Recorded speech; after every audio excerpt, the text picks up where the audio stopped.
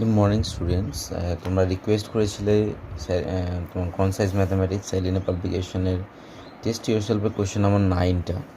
তো আমি চেষ্টা করছি তোমাদেরকে বোঝানোর। এখানে দেখো কী দেওয়া আছে। Ashok borrowed 12,000 rupees at some rate percentage compound interest. তার মানে আমাদেরকে রেটটা জানা নেই, ওটা আমাদেরকে বের করতে হবে। After a year he pays back, এক বছর পরে সে কী করেছে, 4,000 টাকা সে ব্যাক দিয়েছে। If CI for the second year be 920, find the rate of interest. প্রথমে আমরা ফার্স্ট কোশ্চেনের পার্টটা আনসার করার চেষ্টা করি। তাহলে এখানে principal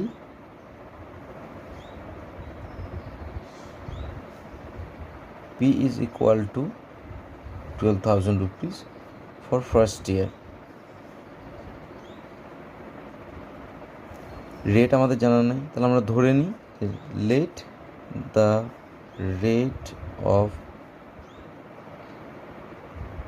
interest be R percentage per annum. মনে রাখবে আর পার্সেন্টেজ পার অ্যানাম দুটোই লিখতে হবে। এবার আসি সেকেন্ড পার্টে।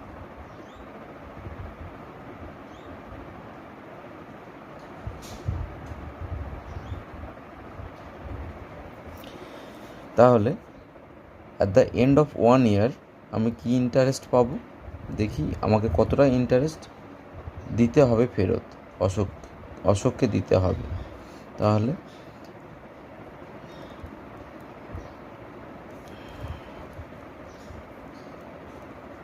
এখানে আমরা নর্মাল ইন্টারেস্ট লাগাবো। কেন? এক বছরের জন্য। ফার্স্ট ইয়ারে কি করবে, আমাকে পুরোটা তো শোধ দিতে হবে না। ফার্স্ট ইয়ারে আমার যেহেতু টাইম 1 t=1 হবে, সেহেতু আমি সিম্পল ইন্টারেস্টের ফর্মুলাই ইউজ করব। তাহলে এখানে 12,000 ইন্টু আর, টি তো এখানে ধরে নাও 1/100, তাহলে আমরা ক্যালকুলেশন করলে পাচ্ছি 120 আর। সেকেন্ডে দেখো এখন কি হলো, অ্যাট দ্য এন্ড অফ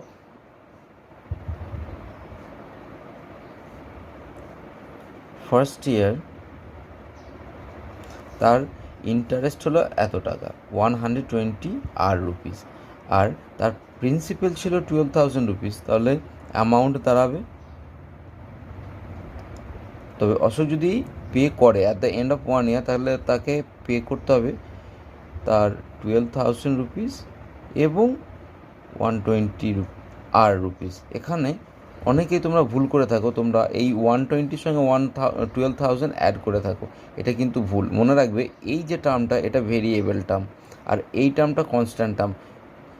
কখনোই কনস্ট্যান্ট টার্ম আর ভেরিয়েবল টার্ম অ্যাড বা সাবট্রাকশন হবে না।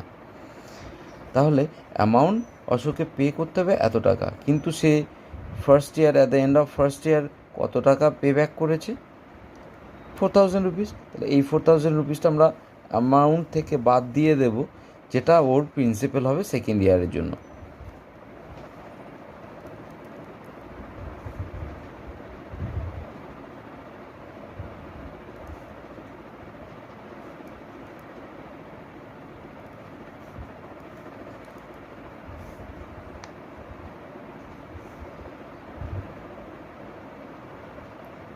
ফর সেকেন্ড ইয়ার প্রিন্সিপাল হবে 12,000 মাইনাস 4,000 প্লাস 120 আর। এখানে আমরা 4,000টা 12,000 থেকে বাদ দেবো। কেন? কারণ দুটোই তো কনস্ট্যান্ট টার্ম, আমরা কনস্ট্যান্ট টার্মের মধ্যে সাবট্রাকশন এবং অ্যাডিশন দুটোই করতে পারি, কিন্তু ভেরিয়েবল টার্মের সঙ্গে না। তাহলে এটা করলে আমার দাঁড়াবে রুপিস 8,000 প্লাস 120 আর। এই প্রিন্সিপালটার উপরে আবার সেকেন্ড ইয়ারে তার কম্পাউন্ড ইন্টারেস্ট চাপবে। তাহলে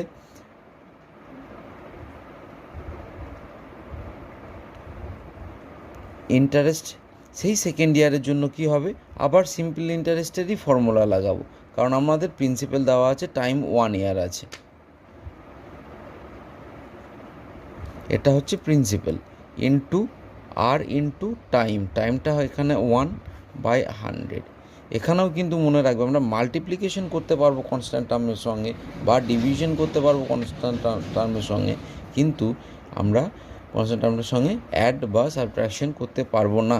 তাহলে এখানে আমরা কী থাকবে সেটা আমরা লিখে নিই, 8000 প্লাস 120 আর বাইরে আর একটা আর বাই 100 রুপিস। এটা তুমি সিম্পলিফাই করে নিতে পারো, আমি আপাতত এটা এরকম সেমই রেখে দিচ্ছি। এবার দেখো এই ইন্টারেস্টটা কোন ইয়ারে তাকে দিতে, অশোককে দিতে হবে? সেকেন্ড ইয়ারে। আর এখানে বলে দিয়েছে দেখো সেকেন্ড ইয়ারে তার ইন্টারেস্টে কত টাকা পে করেছে, 920 রুপিস। তার মানে বাই কন্ডিশন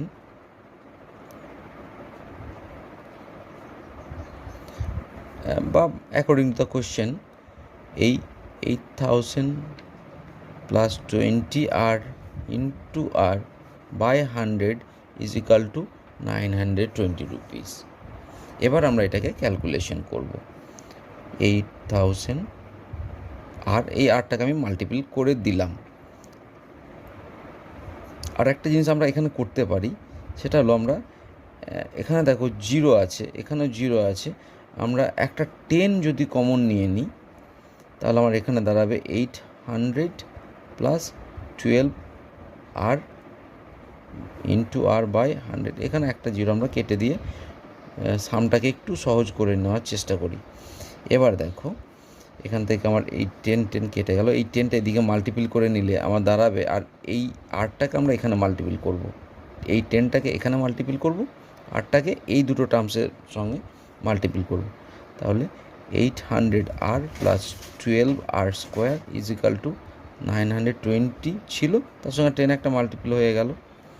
আর একটু সহজ করার চেষ্টা করি, যদি আমরা ভালো করে লক্ষ্য করি এখান থেকে দেখো আমরা 4 দিয়ে ডিভাইড করে নিতে পারি। তাহলে যদি 4 দিয়ে ডিভাইড করে নিই আমার দাঁড়াবে 200 r plus 3 r square is equal to 2300 rupees.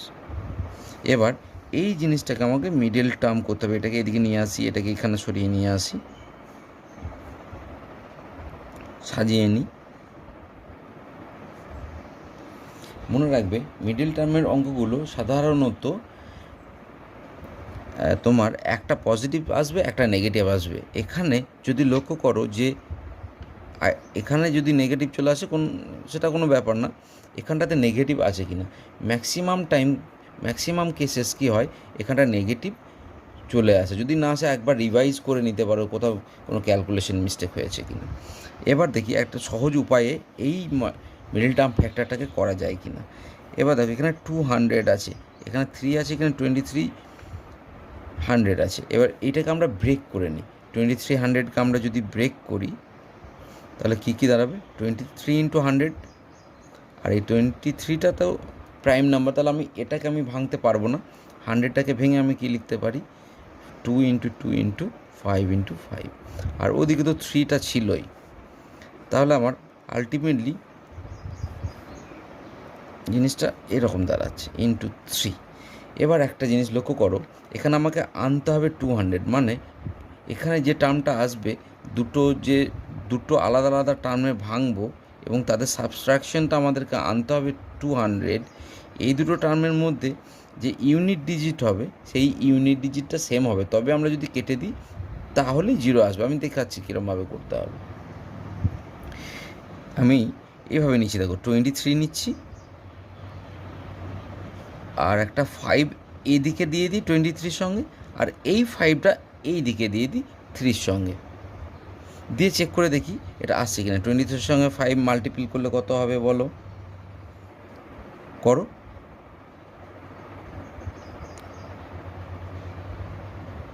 115, আর এদিকে দেখো শুধু 15 আসে। এবার দেখো এই যদি শুধু 15 এদিকে রাইট সাইডে যদি আমি সাবট্রাক্ট করি এটাকে, তাহলে 100 আনসার আসছে। আর কি পড়ে আছে, এই দুটো 2 পড়ে আছে। তাহলে আমি একটা 2 এদিকে মাল্টিপ্ল করে দিচ্ছি, একটা 2 এদিকে মাল্টিপ্ল করে দিচ্ছি, দিয়ে কী জিনিসটা দাঁড়াচ্ছে, এদিকে দেখো 230 আর এদিকে দেখো 30, আমাদের হয়ে গেছে 200। তার মানে কি দুটো ফ্যাক্টর, একটা হবে 230, একটা হবে 30। তাহলে আমরা এটাকে আবার ফের নিয়ে আসার চেষ্টা করি। তাহলে দাঁড়াচ্ছে কি 3r² plus 230 minus 30 R minus 300 equal to 0। এবার এটাকে আমরা যদি মিডিল টার্ম করি এরকম দাঁড়াচ্ছে 230r minus 30r minus 2300। 3 common নিতে পারবো না, শুধু আর কমন যাবে। তো 3 যদি আমরা কমন নিতে না পারি, এখানে শুধু আর কমন নিলাম, 3r প্লাস 230 এদিকটা পড়ে থাকবে। একটা দেখো প্লাস টার্ম চলে এসছে অলরেডি। এখানেও 30 কমন নিতে পারবো না, 10 কমন নিতে হবে। 10 3r মাইনাস কমন, তাহলে plus 23 and 10 will be here equal to 0। তাহলে আমরা কি পেলাম? দুটো টার্ম পেলাম। একটা হচ্ছে 3r প্লাস 230 আর একটা হচ্ছে r minus 10 is equal to 0। Ultimately এটা আমরা নেব না, কারণ রেট কখনোই নেগেটিভে আসে না, সেহেতু r ইজ ইকুয়াল টু 10 হয়ে যাবে। এখানে কিন্তু অনেক বাচ্চা কী করে দাও তোমরা 10% পার অ্যানাম লিখে দাও, এটা করবে না। বোর্ডে যখন এখানে চেক করা হয় তখন এই যে therefore the rate of interest is equal to 10% পার অ্যানাম এখানে লিখবে, এটা আলাদা করে লিখে দেবে। এবার সেকেন্ড পার্টটা কী করতে হবে? আমাদের amount at the end of second year. এটা কিন্তু খুব সহজ, তোমরা চেষ্টা করে দেখো, তোমরা পারবে। Thank you very much for watching.